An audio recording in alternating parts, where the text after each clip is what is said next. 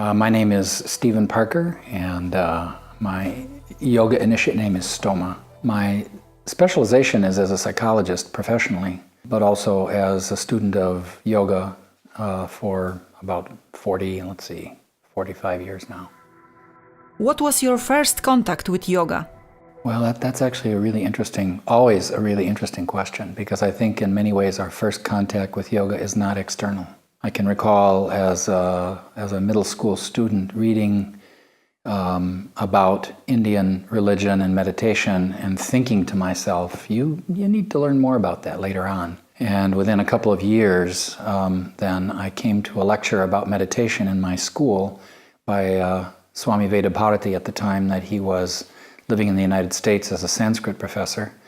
And from that moment on, it was love at first sight, and he continued to be my spiritual mentor for really the rest of my life up until last year when he left the body. Why did you choose specifically the path of the Himalayan yoga tradition? Because it was the path that really persuaded me that it would lead me into the depths of the yoga practice. The second answer to that is it is the path where I have felt loved. Would you say it combines best with psychology? Well, I mean, I can say it certainly combines very well with psychology. I don't have a lot of experience of other interpretations of yoga. I think it works very well because both my mentor Swami Veda and my master Swami Rama were grounded, really thoroughly grounded in the original tradition of yoga, the experiential tradition of yoga. At the same time, they kept a very scientific attitude. That ultimate respect for the tradition, and yet at the same time, they always said to their students, what we offer you is a map, what we offer you is a set of hypotheses, and then you have to test them in your own experience. What is your definition of yoga? Well, also an interesting question, and it so happens part of my paper. Yoga is from a verb root yuj in Sanskrit, and in the particular context where yoga is first defined in the Yoga Sutras, the word yuj means samadhi. And so with Vyasa, my number one definition of yoga from the first sentence of his commentary on the Yoga Sutras is yoga samadhi. Yoga is samadhi, period. And whatever takes you to that state of samadhi is on the path of yoga. Sometimes we also use the word yuj to mean to join together. And in that sense, I think yoga is the joining of mindful awareness to everything you do in life. I think that's really the best definition, because mindfulness, starting with the awareness of breath, is the thing that makes absolutely every practice in yoga work. Without that mindfulness, it isn't yoga. It's just exercises of some kind. But only with that kind of mindfulness do you really yoke the mind into the practice and enable it to go deep into those superconscious states of meditation. You travel a lot and teach. Where you met people most open to yoga and meditation?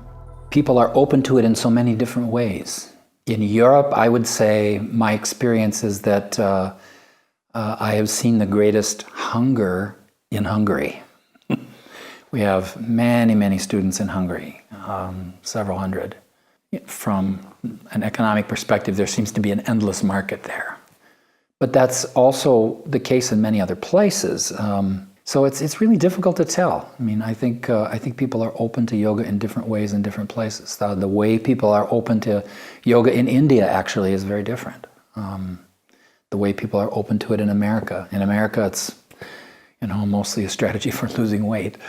That's how it's been marketed to people. So I'm grateful for this openness wherever it exists, because my task as a teacher and as a representative of the tradition is to meet people where they are and to take whatever openness they have to yoga and helping them to find a way to take that deeper into the states of meditation that I was referring to before. What do you think about our conference and the speakers? It's a beautiful conference. This facility is really gorgeous, and I've been here for a week. We did a workshop before the conference, and it's been a very comfortable stay. The staff has been very helpful and very supportive, and I thought the selection of participants for the conference was very good. In particular, I had wanted to meet Satbir Singh Khalsa for some time, and finally have managed to do that. So that's very nice. Why do we always see you in yellow? The serious answer to that question is that in 2007 I was initiated into the state of Vanaprastha, which is a preliminary state to renunciation as a Swami, by my mentor Swami Vedabharati and the Shankaracharya of Karavira Pita in Nasik in India. And in that preliminary stage, we practice all of the practices of a Swami internally. We don't wear the outward sign. In fact, the rule is that you wear one piece of yellow clothing every day. And the reason I wear all yellow is because I'm out with Swamis all the time, so you have to be able to tell who are the Swamis and who are the half Swamis. So I like to describe myself as half a Swami. The humorous answer to that question is that I'm pretty fond of Indian food, and the yellow color helps to hide the turmeric stains on my shirt. So